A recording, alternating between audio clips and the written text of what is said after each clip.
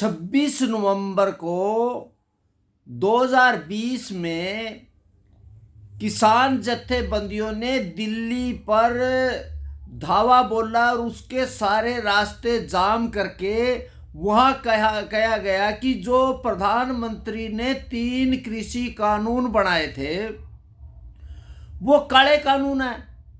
अब समझना ये होगा 3 जो कृषि कानून बनाए थे वो क्या बनाए थे। उनमें पहला था मंडी के ऊपर कि बाजार जो है वो आज जो मंडी के तहत है, मंडी की देख रेख के बजाय कहीं भी खरीदारी, खासकर हरियाणा पंजाब में मंडीकरण है और उसकी खरीदार एफसीआई, और मंडी के अलावा किसी की उपज नहीं बिकती। तो सरकार ने कहा कि आप मंडी के अलावा प्राइवेट मंडी होगी, प्राइवेट प्लेयर खरीदार आएंगे, ओन ट्रेडिंग होगी और कॉन्ट्रैक्ट फार्मिंग होगी। लेकिन उसका मुद्दा बना के इन लोगों को पहली बार देखो 1975 वर्ष बाद पहले प्रधानमंत्री लाल बहादुर शास्त्री ने कमोडिटी एक्ट, जरूरी वस्तु अधिनियम लागू कर दिया कि किसान की कोई भी उपज है, चाहे वो अनाज है, चाहे दूध है, चाहे दूसरी है, उनकी कीमत सरकार तय करेगी। क्यों सरकार तय करेगी? और इस 3 कृषि जो थी कमोडिटी एक्ट, उसमें भी संशोधन कर दिया गया था कि उस पर आप व्यापार कर सकते हो, भंडारण का, जिसमें भंडारण की इजाजत थी आप भंडारण नहीं कर सकते, आप व्यापार नहीं कर सकते, उसकी भी 3 कृषि कानून में आज़ाद दे दी थी। भंडारण की इजाज़त होगी, व्यापार की छूट मिलेगी। लेकिन उसके बावजूद क्योंकि हरियाणा पंजाब का मंडीकरण बहुत मजबूत था, उन्होंने किसानों को आगे करके और 3 कृषि कानून पर जो 380 दिन दिल्ली को बंधक बनाया और उसमें जो कुछ हुआ उसमें माओवादी, कांग्रेस और जिस तरह के थे उन्होंने वहां करके आखिर में प्रधानमंत्री जी ने उसको वापस ले लिया। उसकी हालात में ये कहना चाहता हूं, आज हरियाणा पंजाब में मंडी की हालात क्या है ये खुद मान रहे हैं कि एमएसपी से कम 200 से रुपये लेके 1000 रुपये तक मंडी, और वो सरकार उसकी एमएसपी किसान को दे रही, लेकिन किसान से आड़ती सिस्टम है। और मैं सबसे बात बताऊं, इन जो प्रदर्शनों में किसी भी वक्ता ने ये नहीं कहा कि मंडी का लूट का सबसे बड़ा जो लूट करने वाला है वो आड़ती है, मंडी का आड़ती है।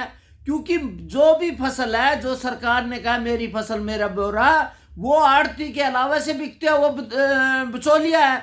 और उस बिचौलिए के कारण आज हरियाणा पंजाब में चाहे धान है, चाहे कपास है, चाहे वो बाजरा है या और चीजें हैं, वो सारी की सारी मंडी में इन दलालों ने लूट लिया है। आप कपास की अब ये कह रहे हैं कि नहीं होना चाहिए। अगर बाजार आएगा, आयात निर्यात आएगा और उसकी सुविधा होगी, जो विदेशों में भी जाके हम व्यापार कर सके और देश में भी व्यापार कर सके, उसकी आज़ादी मिलनी थी। लेकिन अब इन्होंने एक मुद्दा बना लिया कि भाई ये 3 कृषि कानून जो काले थे, अब अभी देखो, अब ये कह रहे हैं कि ये जो एमएसपी है, एमएसपी को आपको ये भी समझना होगा, एमएसपी कौन तय, सीएससी पे तय करती है।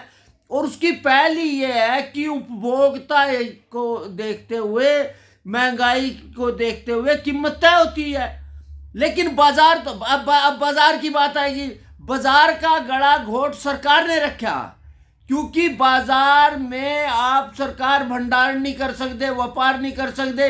अब मेरा खेत है, मैं अपनी मंडी के अलावा दूसरी मंडी में नहीं बेच सकता, दूसरे प्रदेश में नहीं। अभी मैं आपको बताऊं, यूपी के किसान हरियाणा में अपना धान लेके नहीं आ सके, और यही पंजाब वाले महाराष्ट्र के किसान, राजस्थान के किसान जब पंजाब में आए तो उनके साथ मार पिटाई करके उनको गिरफ्तार कर लिया।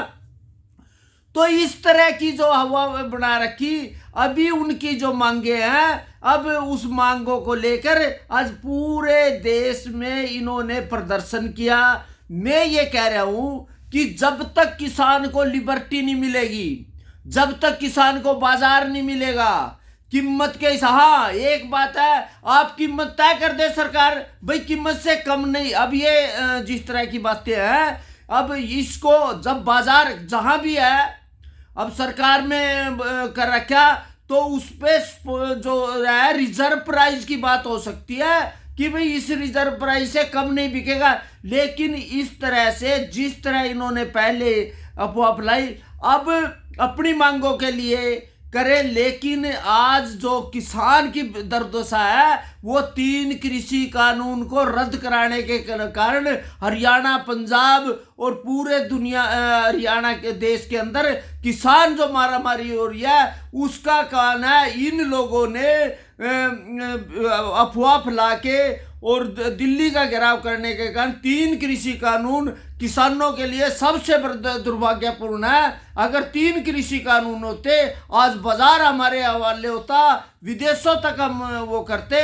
इसलिए अब भी कुछ माओवादी, समाजवादी विचारधारा, माओवादी विचारधारा के और कम्युनिस्ट विचारधारा के लोग, अब मैं जब यूनियन में था 1985 से पहले, कभी यूनियन आंदोलन में लाल झंडा नहीं होता था, और आज वही लाल झंडे इस तरह के करते। अब जो नक्सलाइट, कुछ कम्युनिस्ट विचारधारा के लोग, उन्होंने इस देश के अंदर संकट खड़ा कर दिया।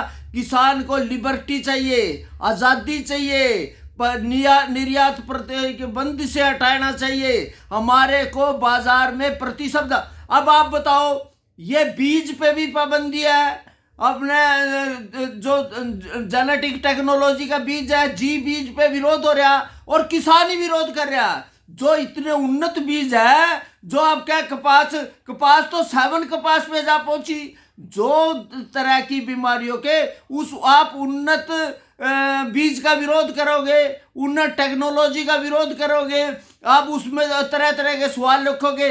अगर किसान को, अब एक इजराइल है छोटा सा देश, वो दुनिया में कृषि में काम करता है टेक्नोलॉजी के कारण, जापान आज टेक्नोलॉजी में नंबर है, चाइना। आप टेक्नोलॉजी की मांग करो, बाजार की मांग करो, बाजार में सरकार की दखलंदाजी है उसको हटाओ, ये बात होनी चाहिए। अब एक वर्ष से, और वो देखो, इन लोगों ने जब पंजाब में चुनाव लड़ा, 80 सीटों पे लड़ा, सबकी जमानतें जब्त हुई। हमारे हरियाणा का भी है कि उसको सिर्फ 1100 वोट हुई। ये राजनीतिक मंच बना दिया भारतीय किसान यूनियन को, और किसान की आड़ में इन्होंने जो किसानों की हत्या हुई उसके जिम्मेदार ये है, इन लोगों ने करा। क्योंकि जो मुद्दा किसानी था, किसानों के मुद्दे के बजाय इन्होंने राजनीतिकरण कर दिया, माओवादी शरारतें, उन्होंने देश की एकता अखंडता के लिए काम किया। हम कह रहे हैं किसान को आज़ादी चाहिए, लिबर्टी चाहिए, टेक्नोलॉजी चाहिए, बाजार चाहिए।